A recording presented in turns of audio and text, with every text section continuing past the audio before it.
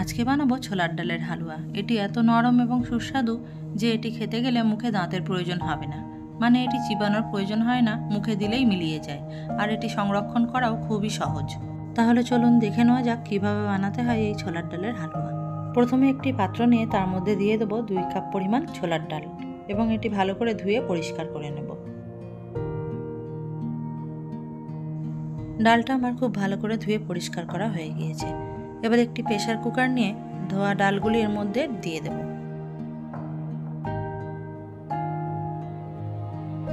এবারে দিয়ে দেবো জল।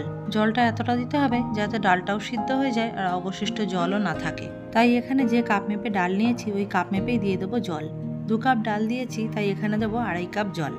এবার প্রেসার কুকারটি গ্যাসে বসিয়ে দেবো এবং স্লো ফ্লেমে 5 থেকে 6টি সিটি আসা পর্যন্ত অপেক্ষা করব।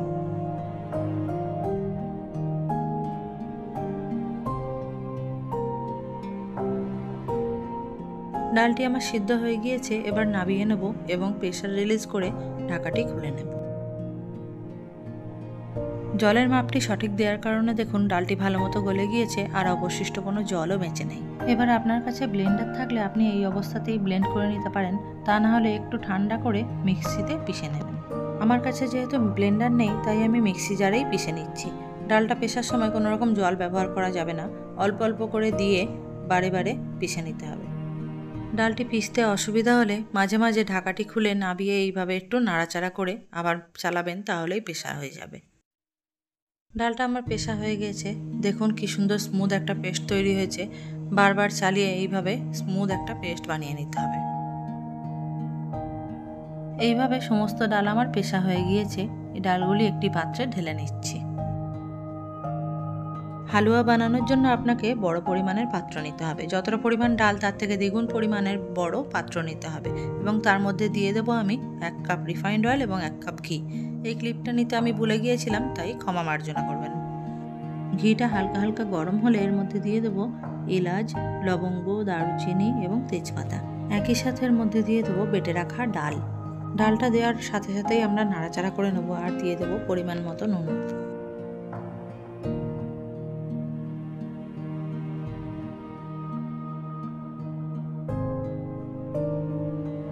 এবার খুব ভালোভাবে নাড়াচাড়া করতে হবে। ততক্ষণ নাড়াচাড়া করতে হবে যতক্ষণ না এর থেকে ঘি ছাড়তে শুরু হয়।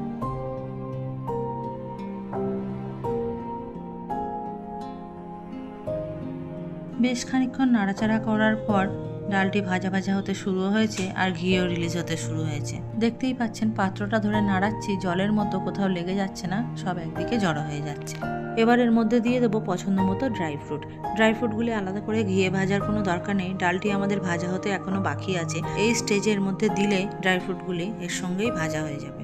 এর মধ্যে আমি দিয়েছি ড্রাই ফ্রুটের মধ্যে ক্যানবেরি, রেজিনস, ওয়ালনাট অ্যান্ড কাজু। ডালটি এখানে বেশ ভাজা ভাজা হতে শুরু হয়েছে আর রঙও আস্তে আস্তে চেঞ্জ হতে শুরু হয়েছে।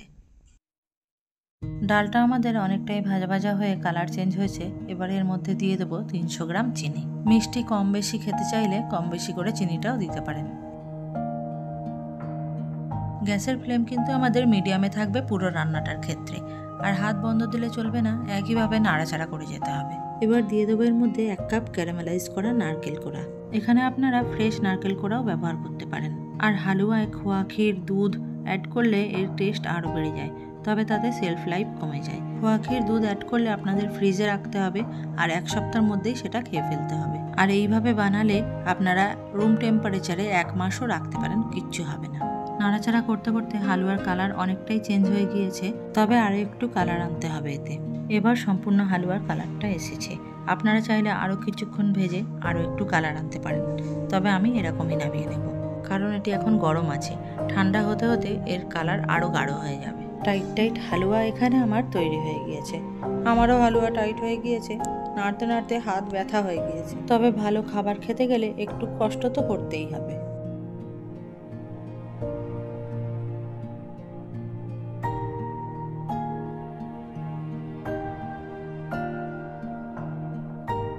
এইরকম গরম গরম হালুয়ার সাথে সাদা সাদা চালের আটা রুটি দারুণ জমবে।